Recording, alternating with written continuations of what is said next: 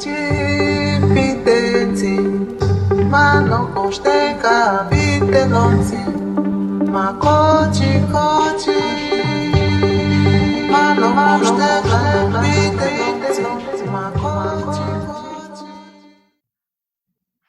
and welcome to the Salty Club podcast. I'm your host, Caitlin Creeper, and I'm here today with Taylor Godber. She is a backcountry snowboarder that lives in Whistler, BC. In her own words, one of the things that truly makes her feel alive is backcountry snowboarding. Whether it's snowmobile access or self-propelled missions, navigating the mountains under bluebird skies or in the chaos of a storm, dropping in to carve a line down a snow-covered face, or weaving between trees in pockets of power with friends, it all demands for us to be present, to live in the moment. And she says there is no better place to be. She creates recipes and nutrition guides for the Salty Club, and we are stoked to have her in our new Move and Breathe with the Pros program, where she has created a 10-minute breath routine and a meditation and pranayama video.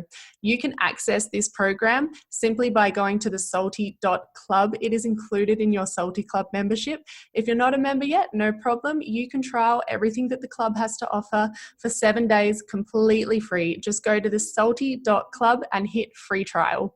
But for now, let's get into the podcast. Hello and welcome to the Salty Club podcast. I'm your host, Caitlin Creeper, and I'm here today with Taylor Godber. She is a backcountry snowboarder that lives in Whistler, BC, and in her own words, one of the things that truly makes her feel alive is backcountry snowboarding. Whether it's snowmobile access or self-propelled missions, navigating the mountains under bluebird skies or in the chaos of a storm, dropping in to carve a line down a snow-covered face or weaving between trees in pockets of power with friends, she says it all demands for us to be present, to live in the moment. And there is no better place to be. She creates recipes and nutrition guides for the Salty Club, and we are stoked to have her in our new Move and Breathe with the Pros program, where she has created a 10-minute breath routine and a meditation and pranayama video.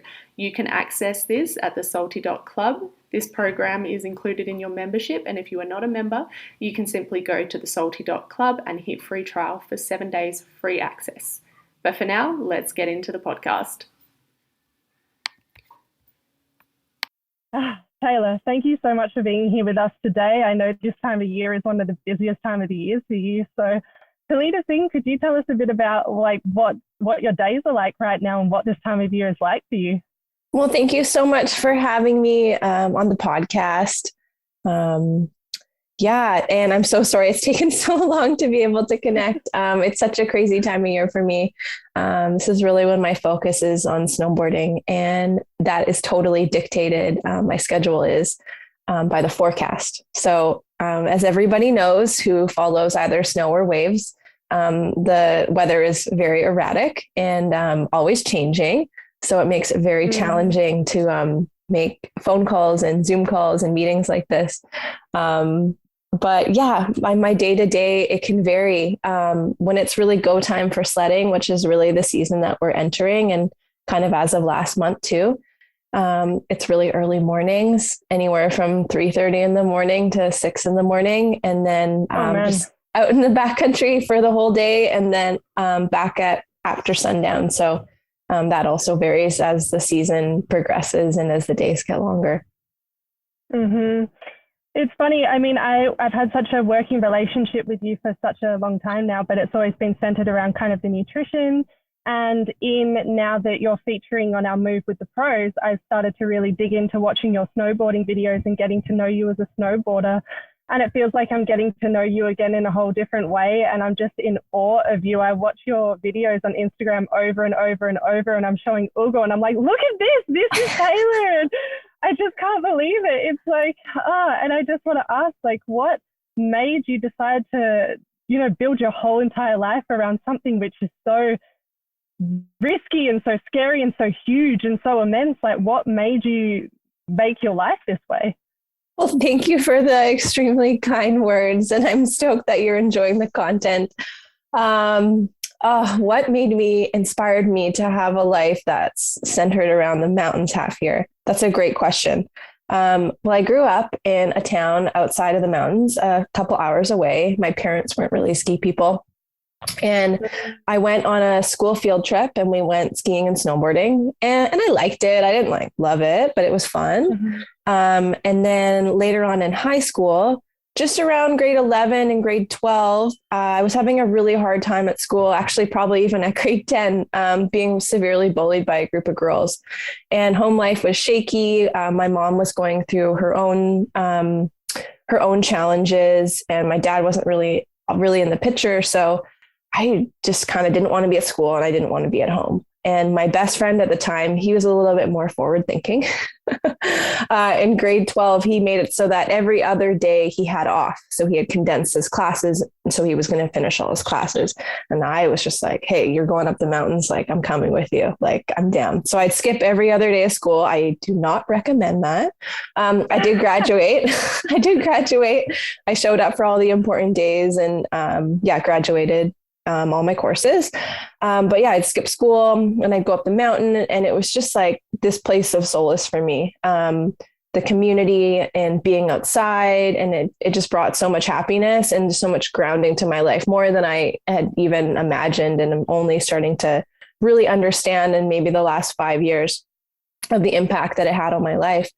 But yeah, then I graduated, and then I was going to take a year off school because I liked learning. I just didn't like high school.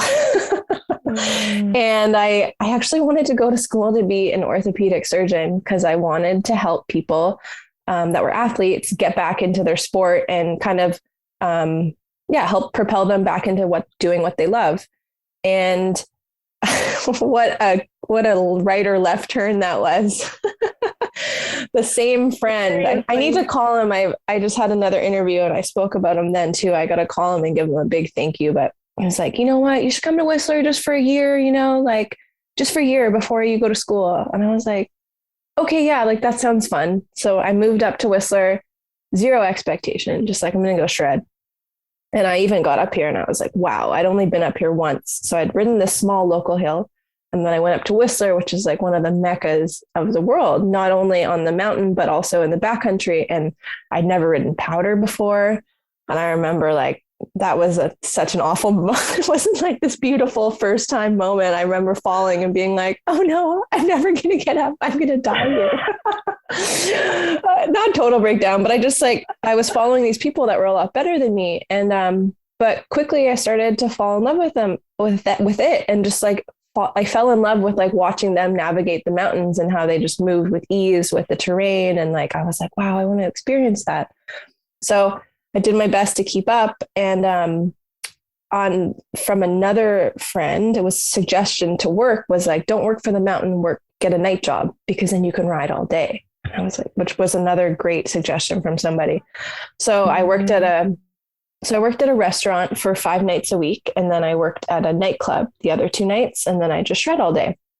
And I was like really falling in love with the culture of the mountains and the people. And I really felt accepted. Like it felt like a place where there wasn't really any of that bullying that I was getting in high school. If anything, like individualism was almost celebrated and being eccentric was celebrated. And there wasn't like this weird kind of like separation and cliquiness. And it was really cool. So I felt at home. And then I started to think, hey, well, how can maybe I'll stay for another year, as it goes. It's a very common story here. Moved here for a year and now people that spend their whole lives here. And I was like, okay, how do I stay here?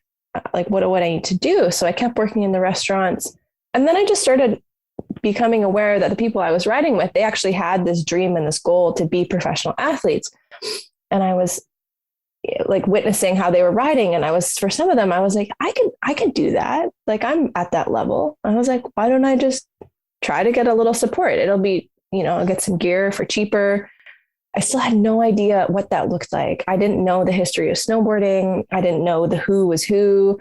All I knew was that I really enjoyed it. And I enjoyed being with this group of people. So it was like such an organic, beautiful thing. But I also didn't have what some people would call like a blueprint, I didn't know what the steps were to do in order to get there. So that honestly continues to be like a trial and error process, even where I am now.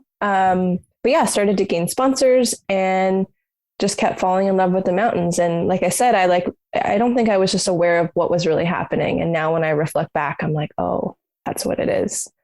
And still to this day, there's like just this element of adventure. And that doesn't necessarily mean it has to be from snowboarding. Now I notice I get that from so many other avenues in life, but I'm definitely drawn to adventure and being out in nature, being away from large groups of people. And yeah. Thank you so much for sharing that vulnerable story with us. I think a lot of people can relate to that bullying aspect, especially in these places and these schools where it's about conforming and it's about, you know, like not standing out, and it's about just trying to be the same as everyone else. And bullying can be really crippling for a lot of years, even after you leave school. So I think, thank you so much for sharing that story. I think that might help a lot of people to hear it too, that if they're going through that, it's not just them. If they've been through that, it's not just them. Like, you are one of the coolest people in my life that I know, and so inspirational to me. So it's like, you know what I mean? I think that will help a lot of people. So thank you so much for sharing that. It sounds like you found a really good group of people there, and it sounds like the women are really supportive of each other there as well. Yeah, you know what? I'd have to say, like, only in the last like few years have I really found like my female group in terms of like in sport, you know? Like, I have some friends and I have amazing, amazing friends, but in terms of like the athlete aspect, I'd say in like the last few years, it's been like very cohesive. Like it's finally happened, which is like, also, I totally understand this is a very male dominant sport. And for a lot of women, like there wasn't a lot of space for women in sport for a long time. There was kind of like the one token woman for each group, and they had to fight really hard to even get that spot. So yeah, I think there's also been like a gap, like a kind of a generational gap. There's a group of women that have been in the mix for a really long time. They've been really close for a long time. Then there's a little bit of a gap, and then there's kind of a few of us, and then there's this like wave of like incredible women coming up too. Mm-hmm. Oh, that's incredible. So would you say it's a good time for people who are wanting to get into snowboarding, for women who are wanting to maybe are interested and curious? Would you say it is a good time for women snowboarders, or not to say women snowboarders, but for women in snowboarding? Yeah, I feel like what an incredible time for us to be alive. There's so much pandemonium happening in the world and so much suffering that we're witnessing. But at the same time, this is a time on our earth when like all these souls have chosen to come back here. Like there's more than ever, right? It seems like such a special time to be alive, to be part of this movement. And we're seeing it across the board, like in surfing and snowboarding, skateboarding, really all the sports, and all the sports that Move and Breathe with the Pro is supporting is pay equity, and not just for the athletes, but also just within the company, right? Like a lot of brands too are allowing women to continue on with their career when they have babies. If anything, it's like more celebrated than ever. And that's huge. So yeah, I feel like, yeah, it's really, really cool. And I think too, it's not always about like, it's always for a long time been like women catching up to the men. And it used to kind of be a compliment if you were riding on the hill and someone's like, oh, I thought you were a dude. It's like so weird. And now it's like, it's not so much of like keeping up, but like celebrating what each of us has to bring to the table. And personally, like I believe snowboarding to be a form of self-expression, just the same as surfing and skating and skiing and stand-up paddleboarding or whatever you're doing, right? It's like a way for you to express. And now we're not seeing it so much as this competitive nature. And I think women are being given the opportunity to choose how they're marketed and choose how they express themselves and have that be celebrated, you know? Not comparing like the biggest wave or the biggest mountain, but just like how it was ridden. And I just think that's like super special. And personally, like at the end of the day, like we all possess both masculine and feminine. And I think that we're really seeing a shift globally from this like patriarchal way of running the world and having this like the female and the mother like be lifted up within all of us, not just, you know, we don't want to like shame men too, because I see that happen too, you know, this old way of feminism of like kind of putting men down to the point where they're like scared to like express themselves too. And that's not what it's about, right? It's just about celebrating each other and finding this balance within ourselves.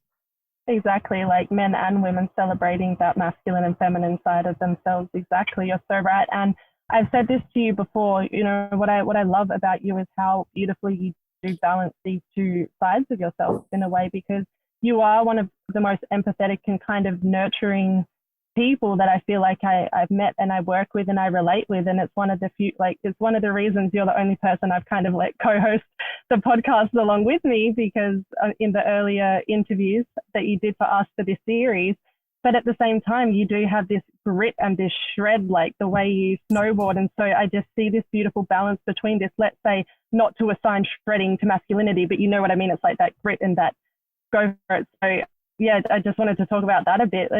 Is that been a journey for you, or have you always been able to kind of balance that masculine and feminine side of yourself? Thank you so much for the kind words. I'm gonna tear up over here.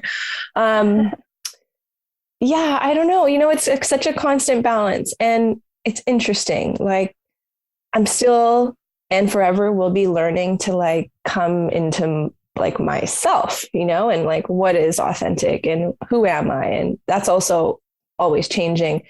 And for a long time, there's kind of two parts of this. I remember when I was younger, and there's definitely a culture in ski and snowboarding. I think it's a lot different now because kids are like really focusing on training and being healthy. But when I moved here, there was like a lot of partying. That was just the culture, you know, it was like let loose, shred hard. And like that still exists. I've since stepped away from that. That was a past life. And I can't say like, I don't have any shame around it. It had its place. But I remember being so uncomfortable in my own skin and like uncomfortable with who I was. And there was always this like, the best way I can describe it is this like wild woman, you know, like we all have within us. And I think it's been suppressed for so long. And I remember when it would almost come out when I would party, because it was like this release of like something I was suppressing and trying to fit in and like be kind and be a good person. You should still be those things, but I mean in like a little way, like don't speak out of turn, you know, kind of like that quote unquote, be a good little girl kind of style. Yeah. And I remember when I drink, it would kind of like explode out of me, but like not necessarily in the way that I would want it to. And when I started riding bigger mountains, I realized that I just needed this. I couldn't be like at all hungover, and it just required such like a massive capacity of being present and being aware. And not only is my life on the line, but so is the lives of other people and their safety. So it really like shifted something for me, and I stopped drinking. I have occasional drinks now, sometimes a few more at a wedding, you know, time and a place for everything. But like it just really shifted like my whole lifestyle. I've always had like the eating healthy thing pretty on lock through education, but like that was just, it just felt like it was part of the lifestyle and part of fitting in. So like I kind of always just went along with it. And now I've realized that snowboarding for me is like this outlet to like release that like wild woman nature, you know. It's like this space in this arena where it's almost like it's celebrated and it's okay. So I really believe it's like one of the ways I'm able to like communicate that part of me. And I think that we all have so many pieces of ourselves that I really don't like the quote where they say that the way you do one thing is the way you do everything. Me either. I can't get down with that one. Yeah, I don't think so either. Yeah, thanks for saying that, because I would say that comes up a lot, and I'm always like, I don't relate to my partner how I mother. I don't work how I mother. You know, I don't. You know, we are all these different. But anyway, continue just to say, no, I totally get you. Yeah, and like I guess I understand it for certain things, but I just think of like. Also, like, there's a sense of like confidence and trust and, like I was saying, this like communication of this like wild nature of like being connected to something like so massive, like a mountain, and like something so risky. And the best like mindset to be for me is like calm and present, which is actually like the state of a warrior. It's like an illusion that the warrior would be like aggressive, right? But the warrior is calm, present, aware. But even sometimes like when I'm like in the mix of like the snowboarding and the sledding and things are like intense and like I enjoy it, I've asked my partner sometimes, I'm like, are you attracted to me? You know, because I still have the story in my head that I need to be a certain way in order to be loved. But like, I still have these aspects. Like, I'm one of the biggest advocates for like compassion and empathy and self-care and introspection and meditation, breath work, and like nurturing. And if anyone, like in my relationship, I need like validation. Like I definitely have like a mother aspect to me, but, but yeah, I don't know. There's just so many different parts. And I think it's really cool to like learn about like, you know, which side of you needs to be present for which aspect of life. I have a girlfriend who's been working with a coach, and she had mentioned this idea of like parts, and I just totally agree with it. And I just think there's like a place for each of them. And we don't need to limit ourselves to only being one way, to either be accepted, to be loved, to be seen. And it all belongs, you know? Mm-hmm. And especially even as women, like throughout the month in our cycle, we embody different archetypes, right? We go through being like the maiden, mother, crone, like depending on where we are in our cycle, and each deserves to be felt. You know, I've started really paying attention to where I'm at with my cycle, and I do feel, you know, the right time to be having confrontations, or the right time to be retreating, or the right time to be joyful and letting things go. And that doesn't mean any other part isn't genuine. It just means there's a time and place for all aspects of ourselves, right? One of my girlfriends, her dad, the advice he gave her husband was, you should know her cycle. That was like one of the most important things he said. He said, you need to mark it on your calendar. And he didn't mean it from like that's the other story that's so weird with society, is like, watch out. And you're like, you know, there's so many cultures that praise women like as bringing children and souls onto this earth, and they celebrate it. They're like, they celebrate women in this powerful way versus like suppressing that.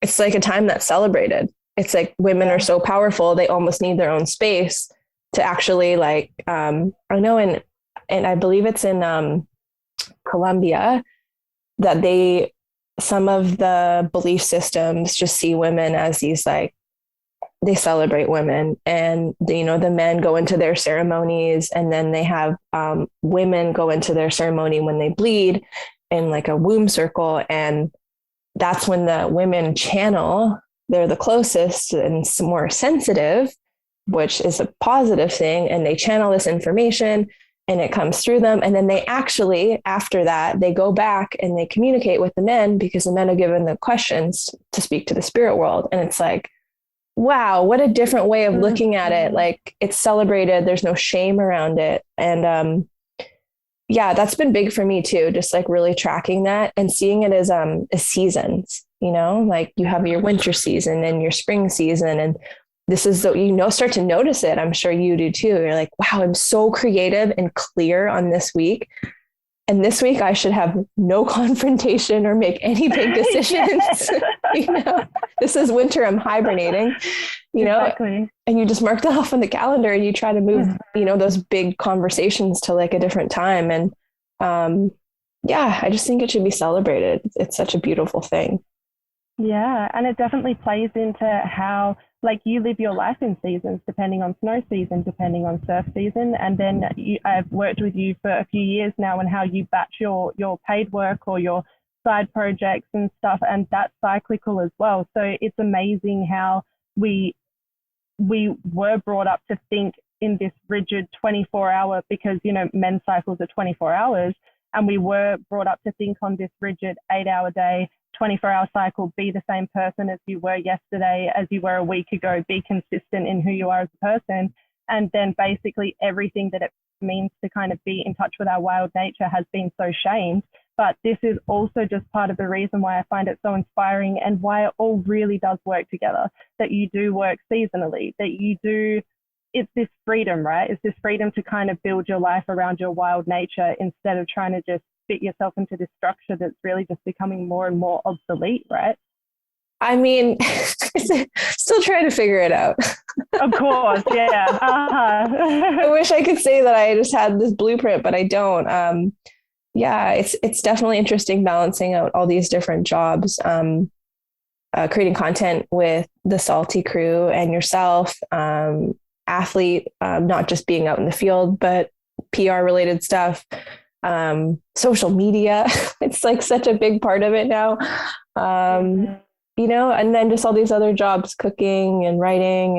And it's a juggling game for sure. I do my best to like really try and block things off. So, and I've done that in the last few years and it's been tremendously helpful. It doesn't mean that sometimes gigs don't overlap each other, but it's really changed. And like you said, it's like been easier to narrow the focus and the perspective and then have those attributes and know what those pieces of me need in order to be full and to be able to show up. So I'm just coming off of like 2 months of like almost 3 months of working a lot and not being on snow as much as I would like, due to some smaller injuries at the beginning and then just work and then snow conditions. And I'm like, okay, I'm ready to like really focus on snow. And it feels good. Mm-hmm. Oh, that sounds amazing.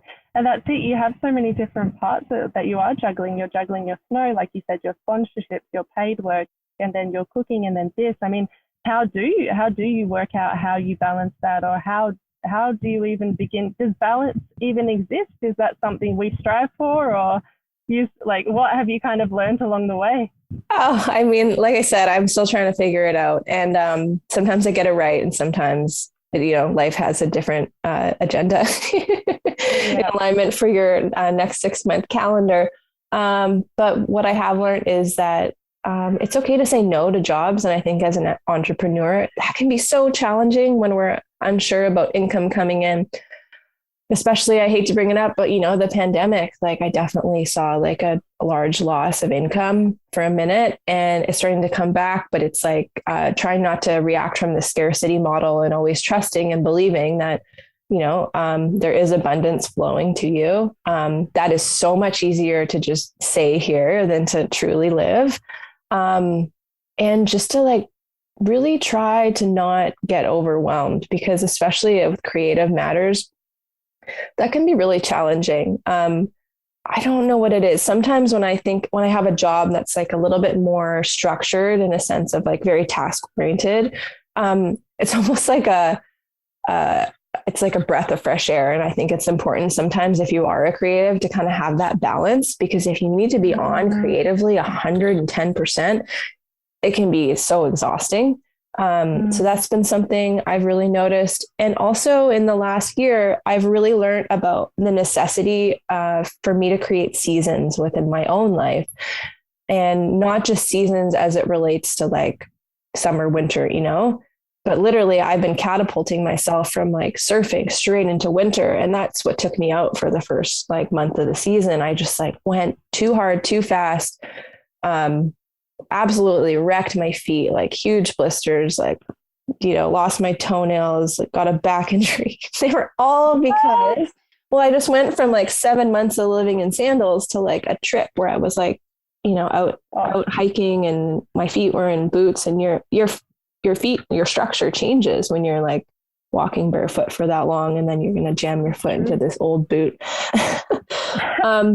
Yeah. So I'm just really working on like integrating this aspect of going from gig to gig, but just allowing myself rest. And I just believe, and I witness it in myself and I witness it in others. And as a collective is, it's just go, go, go, go, go, go, go, go. And it's accomplished. And like, there's this like, you know, desire. And I love evolving. I love learning. I love working through my traumas. Like, I love that stuff. But it's so important to rest, because in the resting spaces when we're able to integrate. And if we're just like, you know, there's the whole like moving through traumas and all these things, and you're just like going and learning all these things and bringing all this like information, or maybe it's goal oriented, like going on a particular trip or accomplishing something. And then it's like, you've been working so hard towards something, and then you get there and you don't even give yourself an opportunity to really enjoy that and celebrate it.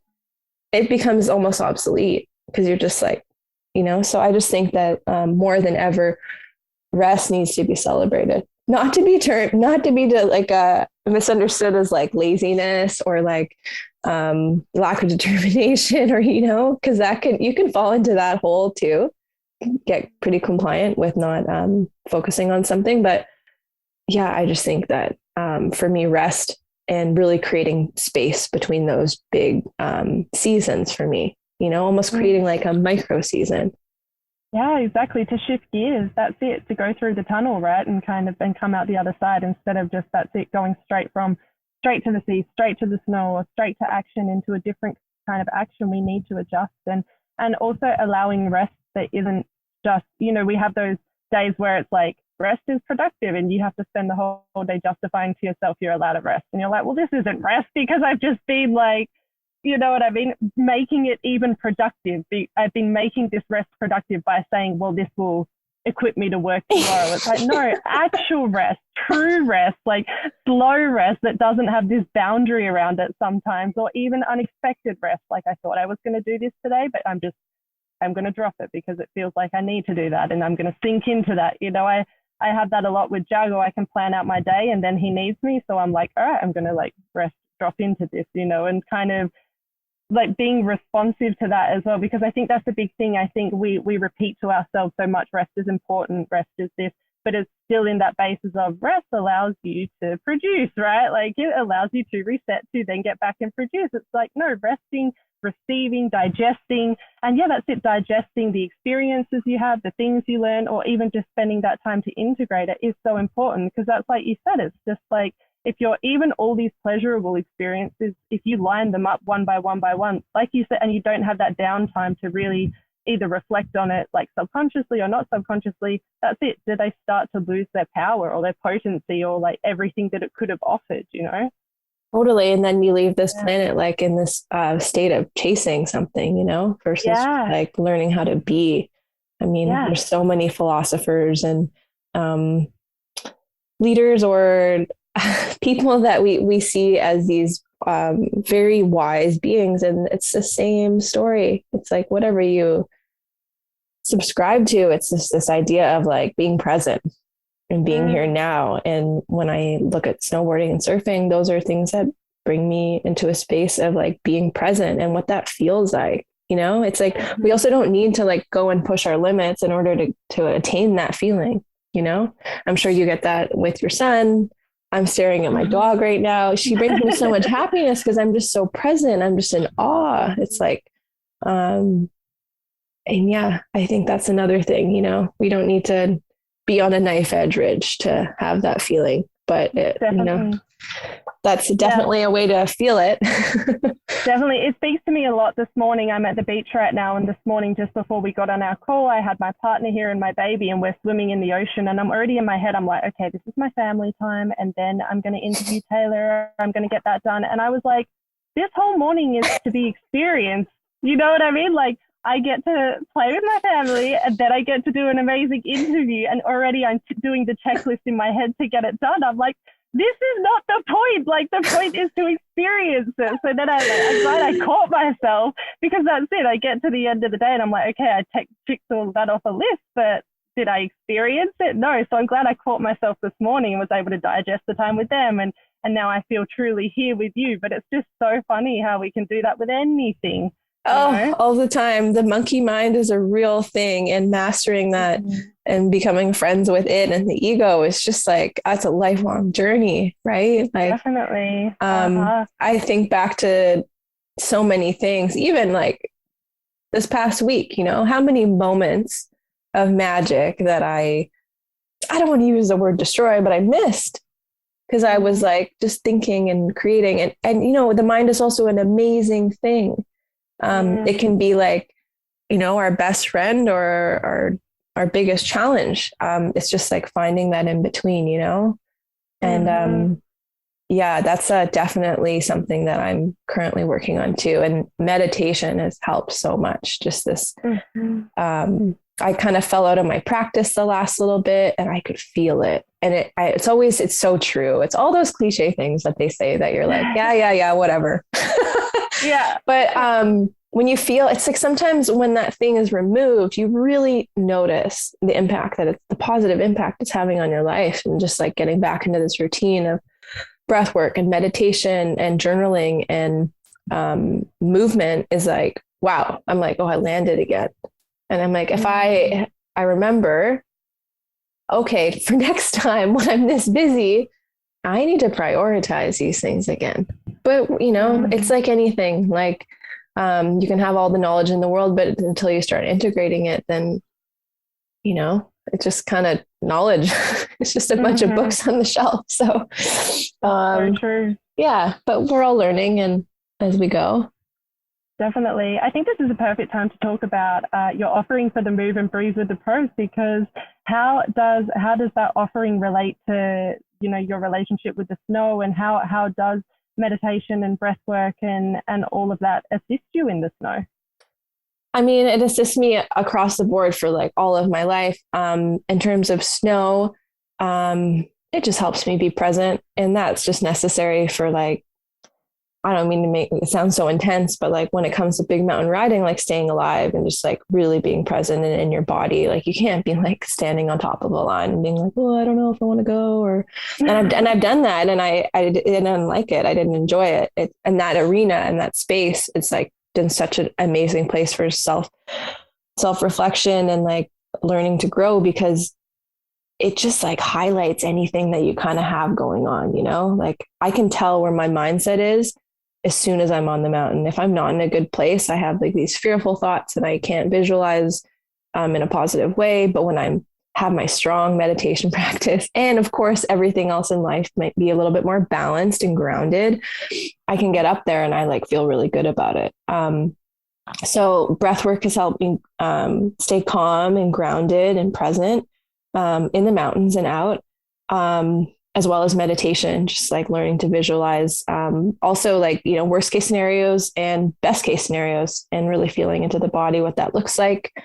And I was actually, just before this call, I wanted to go for another Vipassana retreat. I did a 3 or a 4-day a few years ago, and it was very powerful, but I think I'm ready to dive into the 10-day. I'm both terrified, terrified and excited, but yeah, it's just so intriguing to me. So intriguing. And there's often times that, the thoughts and the feelings flood in, and just being able to like, be like, okay, let it go, like witness it, give it space. And like how powerful that's like shifted my life, not only in the mountains, but just in my relationships. And then I notice when I'm not kind of doing all these things that keep myself grounded in that place, I'm like, a little more fiery, a little more reactive. And I'm like, ooh, okay, I gotta reel it back for a second here. Like that's not the space that I want to be communicating with others or showing up in life. And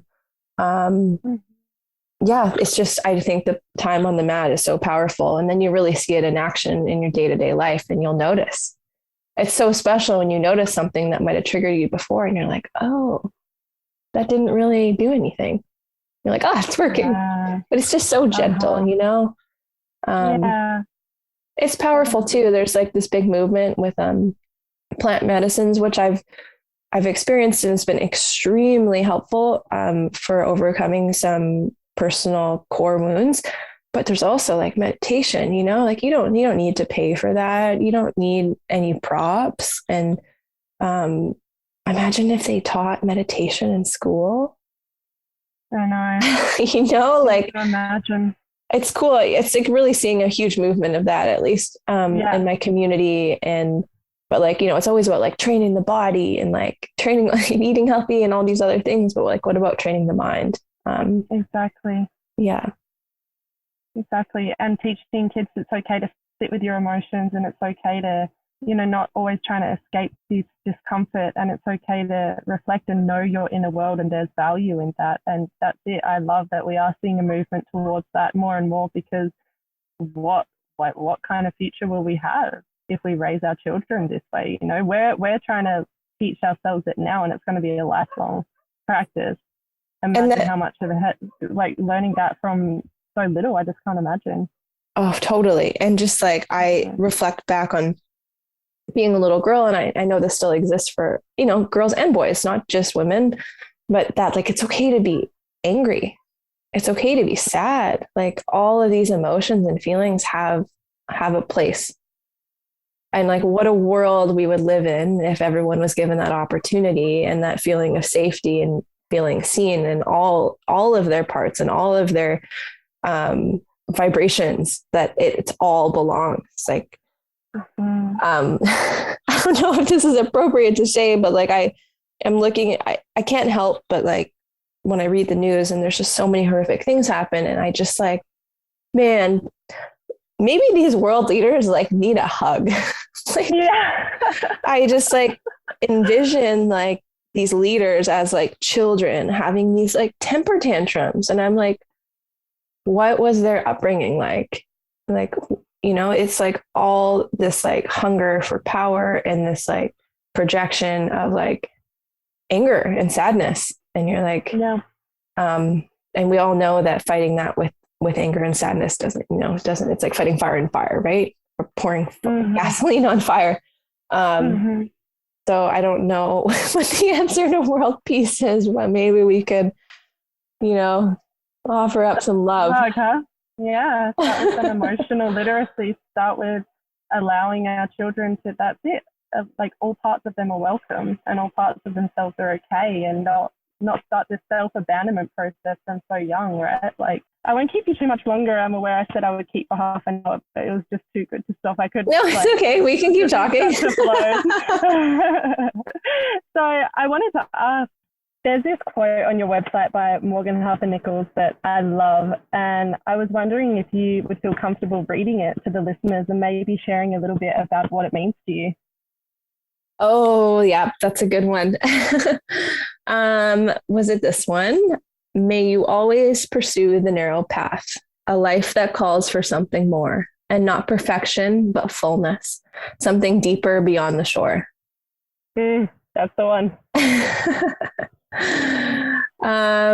Yeah, I mean, it can mean so many different things, but I guess in this moment, it would mean to me, it would speak that the necessity to follow our own path, to take the back road and instead of taking the highway, and just to find the confidence and embody self-love in a space of like really following your own inner compass and following what makes your heart sing, and not changing or redirecting it in order to be seen, in order to fit in order to succeed or to be like someone else, but just to get really clear on, you know, what is it that brings you happiness? And then on that road, also finding, okay, now I feel like I have this purpose in whatever chapter of your life you're in.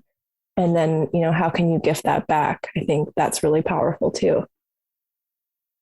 Thank you so much for that. That's beautiful. I love that. Oh, there's so many things that I love, those like really expansive and like almost like gray area quotes, you know, all the good philosophy. It just can mean so many different things to each person. Definitely. It gives you the freedom to interpret it yourself, and absolutely as a loose guide to your life. It's amazing. Ma